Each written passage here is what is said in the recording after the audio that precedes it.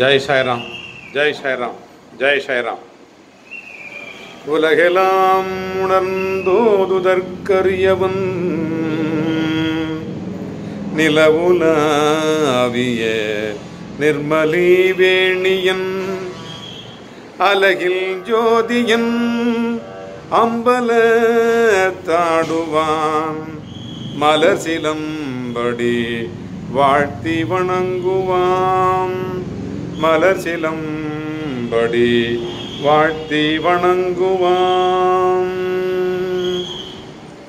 உலகம் யாவையும் தாமுளவாக்கலும் நிலை வெறுத்தலும் நீக்கலும் நீங்களா அலகிலா விளை யாட்டுடையாரவர் தலைவர் அன்னவர்க்கே சரணாங்களே அன்னவர்க்கே சரணாங்களே. ஓம் சாயி நமோ நமஹ, ஸ்ரீ சாயி நமோ நமஹ, ஜெய் ஜெய் சாயி நமோ நமஹ, சர்க்குரு சாயி நமோ நமஹ. ஓம் சாயி நமோ நமஹ, ஸ்ரீ சாயி நமோ நமஹ, ஜெய் ஜெய் சாயி நமோ நமஹ, சர்க்குரு சாயி நமோ நமஹ. ஜெய் சாய்ராம். உலகெங்கிலும் இருக்கிற என்னுடைய சாயி சொந்தங்களுக்கு அநேக நமஸ்காரங்களை சொல்லிக்கொண்டு இந்த நல்ல நாளிலே நாம் அனைவருமே ஒன்று கூடி நம்முடைய எல்லா தெய்வங்களுடைய பிரதிநிதியாக இருக்கிற நம்முடைய சாய்நாதருடைய அருட்கடாட்சத்தினாலும் நம்மை பெற்றெடுத்த நம்முடைய பெற்றோர்களுடைய வாழ்த்துக்களாலும் ஆசீர்வாதத்தினாலும் நாம் நல்ல விதமாக வாழவும், நம்முடைய வாழ்க்கையிலே பல துன்பங்கள் இருந்தாலும் கூட அவைகளை கடப்பதற்காக நாம் இந்த மாதா பிதா குரு தெய்வம் என்கின்ற இந்த 3 பேருடைய வழியை பின்பற்றி நாம் நம்முடைய வழிகளையும் வாழ்க்கைகளையும் கடந்து வருகிறோம். அப்படி வருகின்ற சில நேரங்களில் சில இடர்பாடுகள் நமக்கு வந்து கொண்டே இருக்கிறது. அது தவிர்க்க முடியாதது என்பதையும் நாம் அறிவோம். இருந்தாலும் கூட அந்த இடர்பாடுகள் நம்மிடத்திலிருந்து நம்மால் தவிர்க்கப்பட வேண்டியதற்காக நாம் அநேக தெய்வங்களை வேண்டி விரும்பி நாம் பிரார்த்தனைகளை செய்து கொண்டிருக்கிறோம்.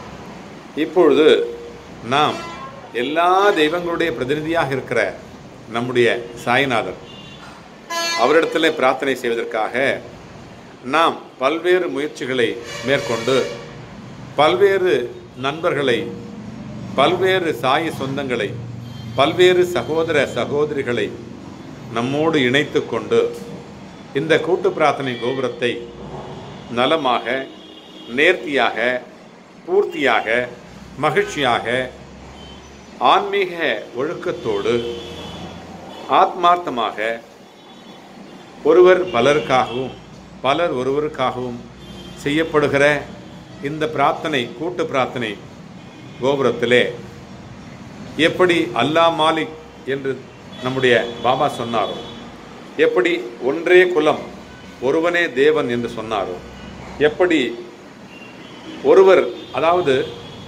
நாம் ஃப்ரம் அட்ரஸ் வேறு வேறு நிறைய இருக்கலாம், டூ அட்ரஸ் ஒன்று தான் அப்படின்னு சொன்னார் நம்ம பாபா.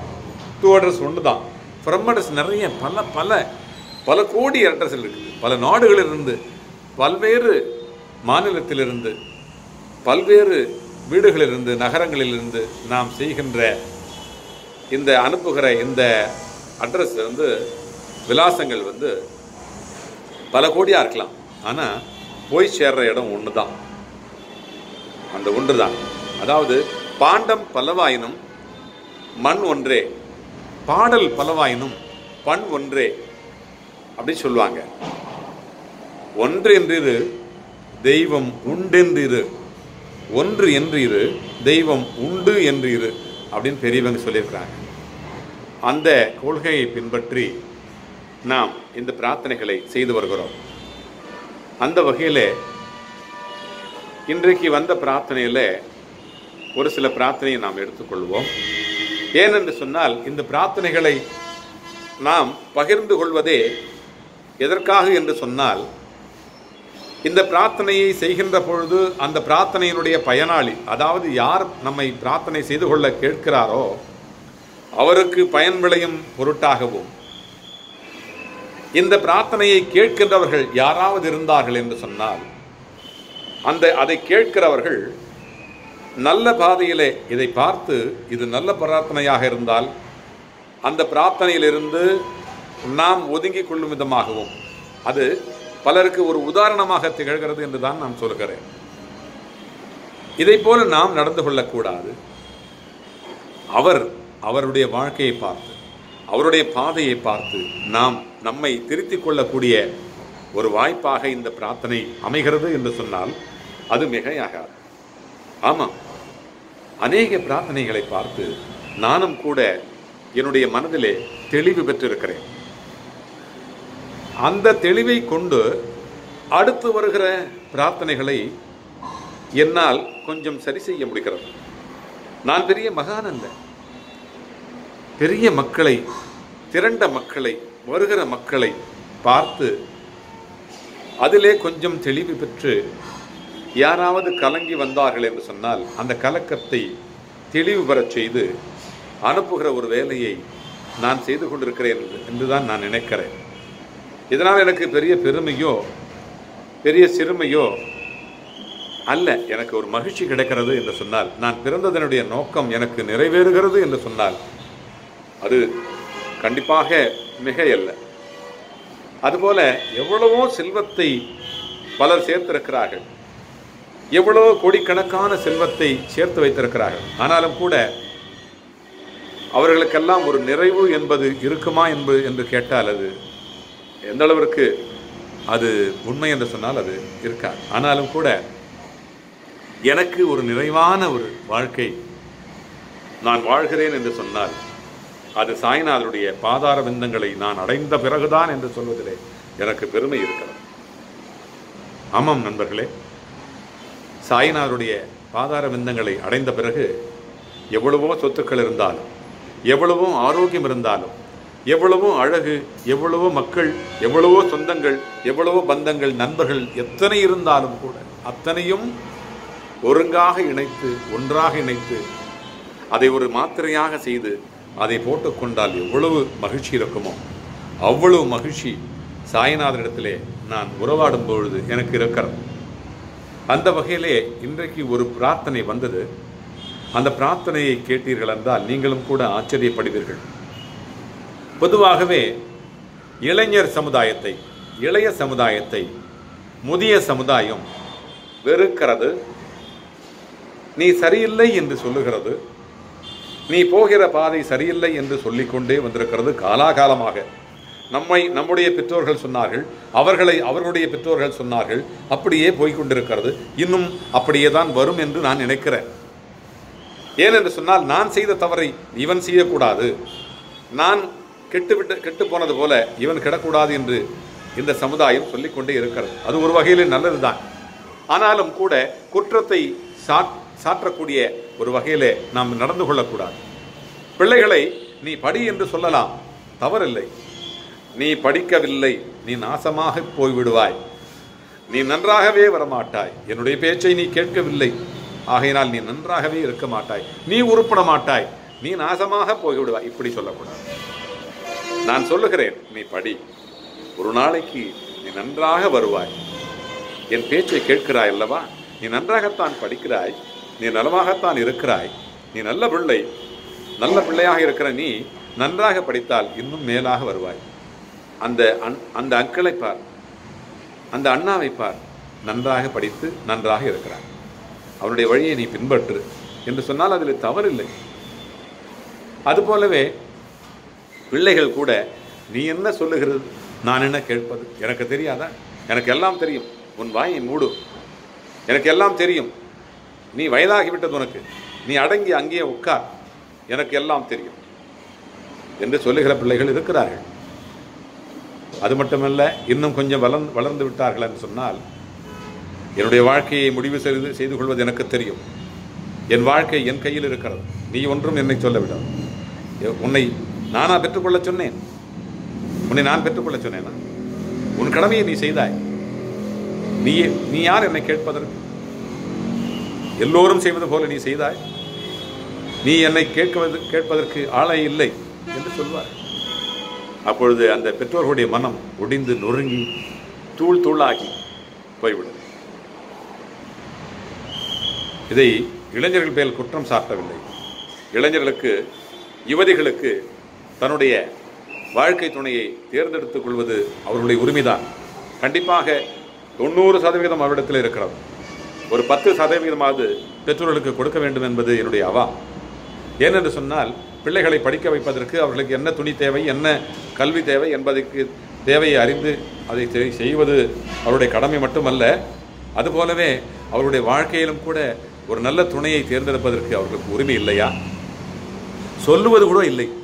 சில நேரங்களிலே இந்த குழந்தைகள் சொல்லுவது கூட இல்லை. அதுபோலவே பெற்றோர்களும் அப்படி செய்கிறார்கள். பிடிக்காத ஒரு துணையை பிள்ளைகளுக்கு அதுவும் நிறைய டாமினேட் செய்கிறார்கள் பெற்றோர்களும் கூட. பிடிக்காத ஒரு துணையை தன்னுடைய கடமை முடிய வேண்டும் என்கின்ற ஒரு காலத்திலே, எனக்கு வேலை முடிய வேண்டும், அடுத்து அவள் இருக்கிறாள், அடுத்து இவள் இருக்கிறாள் என்று சொல்லி ஒரு ஈகோவுக்காக ஒரு குழந்தைக்கு திருமணத்தை செய்து வைத்துவிட்டு மிகவும் துன்பப்படுகிறார். அதுவும் தவறுதான். 2 தரப்பிலும் தவறு இருக்கிறது. 2 பேரும் நட்பு உறவாக பெற்றோர்களும் குழந்தைகளும் இருக்க வேண்டிய ஒரு காலகட்டம் இது. நானும் அப்படித்தான் முயற்சி செய்து கொண்டிருக்கிறேன். பாருங்கள், ஒரு பெரிய மகத்தான தலைவர், ஒரு அமைச்சருக்கு ஈடான ஒரு தலைவர் இங்கே வந்திருந்தார் நம்முடைய பிரார்த்தனை கோபுரத்திற்கு. நேற்று வந்து கண்கலங்கி கதிகலங்கி பாபாவிடத்திலே கும்பிடுகிறார். அப்பா, நான் என்ன தவறு செய்தேன் என்று கும்பிடுகிறார். கண்ணிலிருந்து தாரை தாரையாக தண்ணீர் வருகிறார். எனக்கு மிகவும் நெருங்கிய நண்பர் அவர். அவரிடத்திலே நான் கேட்டேன், என்னப்பா உனக்கு, ஏன், என்ன துன்பம் என்று நான் கேட்டேன். அப்பொழுது அவர் சொன்னார், நான் நிறைய சம்பாதித்திருக்கிறேன், உண்மை. நிறைய பொருளீட்டு இருக்கிறேன், உண்மை. நிறைய நண்பர்கள் எனக்கு இருக்கிறார்கள், உண்மை. நிறைய அதிகாரம் இருக்கிறது எனக்கு, உண்மை. என்னால் நிறைய சாதிக்க முடியும், ஆமாம், உண்மை. இது யாரும் இல்லை என்று சொல்லவில்லை. பிறகு ஏன் உனக்கு துன்பம்? அவர் சொன்னார், என்னுடைய மகனும் மகளும் என்னை மதிப்பதில்லை. ஊரெல்லாம் என்னை மதிக்கிறது, ஊரெல்லாம் எனக்கு தலை வணங்குகிறது, ஊரெல்லாம் எனக்கு கும்பிடு போடுகிறது. ஆனால் என்னை நான் பெற்றெடுத்த பிள்ளைகளே என்னை மதிப்பதில்லை என்று சொன்னார். காரணம் அவருக்கும் தெரியும், நமக்கும் தெரியும். தன்னுடைய வழியிலே, நேரான பாதையிலே அவர் செல்லவில்லை. தனக்கு அதிகாரம் வேண்டுமென்றும், பணம் வேண்டுமென்றும், புகழ் வேண்டுமென்றும் தகாத வழியிலே அவருடைய பாதை, அவருடைய வாழ்க்கை இருந்தது. செல்வத்தை ஈட்டிய முறையும் அப்படித்தான் இருந்தது. அதனால் அவருடைய பிள்ளைகள் அவரை மதிக்கவில்லை என்பதுதான் உண்மை. பொருளீட்டுவதிலே நேர்மை இருக்க வேண்டும் என்பது கண்டிப்பான ஒரு உண்மை. தன்னுடைய தாயும் தந்தையும் எப்படி நடந்து கொள்கிறார்கள் என்பதை பார்த்துத்தான் தன்னுடைய தனையனும் தன்னுடைய பிள்ளைகளும் வாரிசுகளும் இருக்கும் என்பது உண்மை. இப்படி பொருள் சேர்த்து அந்த பிள்ளைகளுக்கு நாம் வைக்க வேண்டும் என்பது என்ன கட்டாயம் இருக்கும்? பாசம் இருக்க வேண்டும், கடமை இருக்க வேண்டும், பொறுப்பு இருக்க வேண்டும். கண்டிப்பாக அது இல்லை என்று சொல்லவே இல்லை. ஆனாலும் கூட இப்படி பொருள் சேர்த்ததினால்தான் எது தேவையோ, எந்த இடத்துல பாசம் தேவையோ, யாருக்காக உழைத்தீர்களோ, யாருக்காக பாடுபட்டீர்களோ, அந்த பாடுபட்ட பயன் வீணாக போகிறது. பாசம் இல்லாமல் போகிறது, மதிப்பில்லாமல் போகிறது, மரியாதை இல்லாமல் போகிறது. ஒரு சாதாரணமான ஒரு கவிஞன் எழுதினார் ஒரு பாட்டு. கடலென்ற புவி மீதில் அலையென்ற உருகொண்டு கனவென்ற வாழ்வை நம்பி காற்றென்ற மூவாசை மாறுதச் சுழலிலே கட்டுண்டு நித்தம் நித்தம் உடலென்ற கும்பிக்கு உணவென்ற இறைதேடி ஓயாமல் இரவு பகலும் உண்டுண்டு உறங்குவதை கண்டதே எல்லாது ஒருபயன் அடைந்திலேனே. தடமென்ற மிடிகரையில் பந்தபாசங்களனும் தாவரம் பின்னலிட்டு தாய் என்று, சே என்று, நீ என்று, நான் என்று தமியேன இவ்வண்ணமாய் இடை நின்று கடை நின்று ஏனென்று கேளாது இருப்பதும் அழகாகுமோ ஈசனே சிவகாமி நேசனே என ஈன்ற தில்லை வாழ் நடராஜனே என்று சொன்னார். அதுபோல இந்த பிரச்சனைகளிலிருந்து நாம் விடுபட, மகிழ்ச்சியாக வாழ நாம் நல்ல நேர்மையான பாதையை தேர்ந்தெடுத்து பொருளை சிறிதளவு ஈட்டினால் போதும், குழந்தைகளுக்கு கொஞ்சம் கல்வி கொடுத்தால் போதும், ஆனால் அவர்கள் வாழ்கின்ற வாழ்க்கையை நாம் ஏற்படுத்தி கொடுத்தால் போதும், கண்டிப்பாக அவர்கள் நல்ல விதமாக வாழ்வார்கள் என்ற நம்பிக்கையோடு இனிவரும் காலங்களிலே நாம் நல்ல விதமாக பிள்ளைகளை வளர்த்து நல்ல விதமாக பொருளீட்டி அவர்களும் நம்மை மதிக்கும் விதமாக நாம் நம்முடைய வாழ்க்கை பாதையை அமைத்துக் கொள்ள வேண்டும். இளைஞர்கள் கூட அதுபோலவே தன்னுடைய வாழ்க்கையை அமைத்துக் கொள்ள வேண்டும். ஆகையினாலே இதை கண்ணுறுகிற அனைத்து அன்பர்களும், அனைத்து பக்தர்களும், அனைத்து பிரார்த்தனையாளர்களும் கண்டிப்பாக இந்த மிகப்பெரிய அரசியல்வாதியினுடைய வாழ்க்கையிலே இனிவரும் காலங்களிலே ஏதோ தவறு நடந்துவிட்டது, ஆனாலும் கூட அதிலிருந்து அவர் மீண்டு நிறைய அன்பர்கள் தானமும் தர்மமும் செய்கிறார்கள். அதுபோல தான் நேர்வழியில் சம்பாதிக்காத அந்த பணத்தை இனியாவது தானமும் தர்மமும் செய்து நல்ல வழியிலே அவர் சென்று அவர் பிள்ளைகள் மதிக்கும் விதமாக அவருடைய வாழ்க்கை மாற்றப்பட்டு சாய்நாதருடைய அருட்கடாட்சத்தினால் கண்டிப்பாக நல்ல விதமாக அமையும் என்று நாம் பிரார்த்தனை செய்து கொள்வோம். நாமும் அதை பார்த்து நம்முடைய பாதையை சீராக்கிக் கொள்வோம். ஜெய் சாய்ராம், ஜெய் சாய்ராம், ஜெய் சாய்ராம், ஜெய் சாய்ராம், ஜெய் சாய்ராம். ஓம் சாயி நமோ நமக, ஸ்ரீ சாயி நமோ நமக, ஜெய் ஜெய் சாயி நமோ நமக, சர்க்குரு சாயி நமோ நமக. ஜெய் சாய்ராம், ஜெய் சாய்ராம். உங்கள் நண்பன், உங்கள் சாய் சொந்தம் சாய்ராம்ஜி, வண்டலூர் வழித்துணை பாபா கூட்டு பிரார்த்தனை கோபுரத்திலிருந்து. ஜெய் சாய்ராம், ஜெய் சாய்ராம், ஜெய் சாய்ராம்.